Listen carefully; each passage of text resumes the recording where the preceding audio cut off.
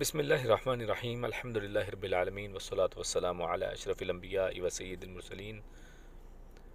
ایصال ثواب کے عنوان سے کتاب ہم پڑھ رہے ہیں، اور اس میں جو موضوع ہم نے پچھلی دفعہ شروع کیا تھا، جس میں ان امور کا تذکرہ تھا کہ جو میت کے لیے کرنا جائز ہے، تو ان میں سے ایک اچھا طریقہ ایجاد کرنا بھی ہے۔ اگر کوئی شخص اپنی زندگی میں کوئی اچھا طریقہ ایجاد کر جاتا ہے تو جب تک لوگ اس طریقے پر عمل کرتے رہتے ہیں، اس شخص کو بھی ان کے برابر اجر و ثواب ملتا رہتا ہے۔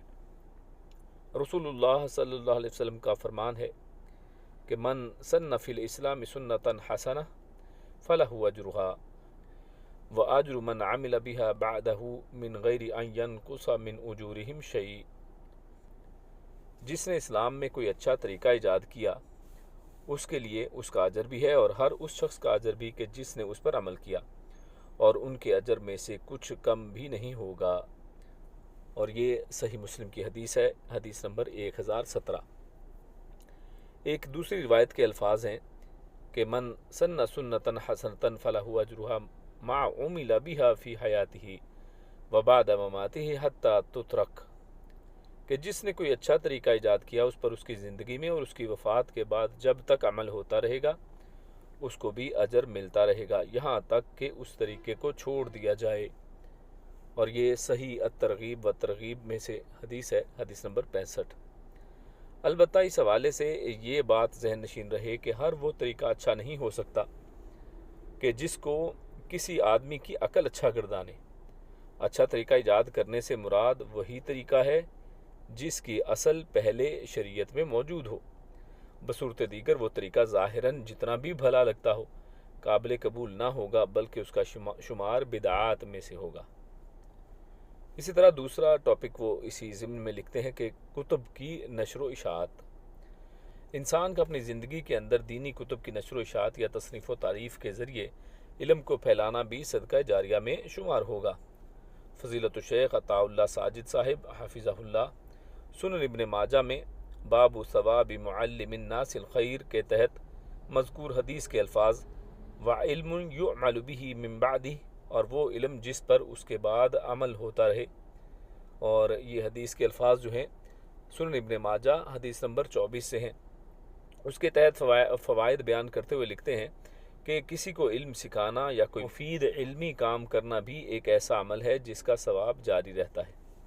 محدثین کرام رحم اللہ علیہ مجمعین کی تصنیفات اور دوسری علمی تالیفات بھی اس میں شامل ہیں۔ جب تک ان سے استفادہ کیا جاتا رہے گا، مصنفین کو ثواب پہنچتا رہے گا، جیسا کہ سنن ابن ماجہ حدیث نمبر 279 میں ہے۔ اور ایک دوسری روایت کے الفاظ یوں ہیں کہ اِنَّا مِمَّا يَلْحَقُ الْمُؤْمِنُ مِنْ عَمَلِهِ وَحَسَنَاتِهِ بَعْدَ مَوْتِهِ عِلْمًا عَلَّمَهُ وَنَشَرَهُ وَمُصْحَفًا وَرَّثَهُ۔ مومن کو وفات کے بعد جو نیک عمل پہنچتے ہیں، ان میں یہ بھی ہیں: جس عمل کی تعلیم دی اور اسے پھیلایا، قرآن مجید کا نسخہ جو کسی کو وراثت میں ملا، جیسا کہ سنن ابن ماجہ حدیث نمبر 242 میں ہے۔ تو مذکور حدیث کے الفاظ نشرہ میں مطلق علم کو پھیلانے کا ذکر ہے، چاہے وہ پھیلانا کسی کو علم سکھانے کے ذریعے سے ہو، یا کتب کی نشر و اشاعت کے ذریعے ہو، یا اسی طرح دینی کتب خرید کر فی سبیل اللہ تقسیم کرنے کے ذریعے ہو۔ یہ تمام صورتیں اس عمل میں، اس عموم میں شامل ہیں۔ اسی طرح فرمایا کہ قرآن مجید کا وہ نسخہ کہ جو کسی کو وراثت میں ملا، جب تک وہ وارث اس کو پڑھتا رہے گا تو اس فوت شدہ کو بھی برابر اجر ملتا رہے گا، واللہ عالم۔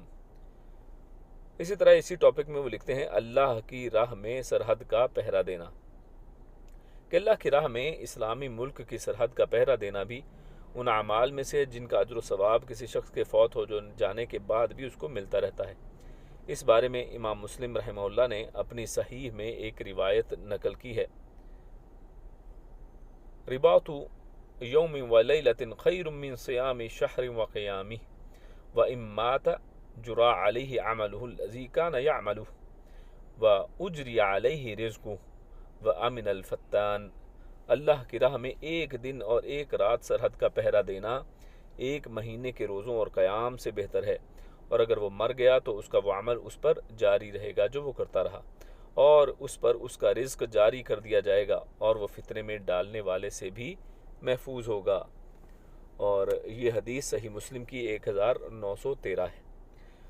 شیخ صفی الرحمن مبارک پوری رحمہ اللہ اس حدیث کی شرح میں لکھتے ہیں کہ اللہ کی راہ میں سرحد کا پہرا دینا بھی صدقہ جاریہ کی مثل ہی ہے، اس لیے وفات کے بعد بھی اس شخص کو اس کا اجر و ثواب ملتا رہے گا، جیسا کہ حدیث صحیح مسلم حدیث نمبر 294 میں ہے۔ تو آج کا موضوع انشاءاللہ اسی تک ہے، انشاءاللہ اسی موضوع کو اگلی نشست میں بھی جاری رکھیں گے۔ تب تک کے لیے اپنا خیال رکھیے۔ السلام علیکم ورحمۃ اللہ وبرکاتہ۔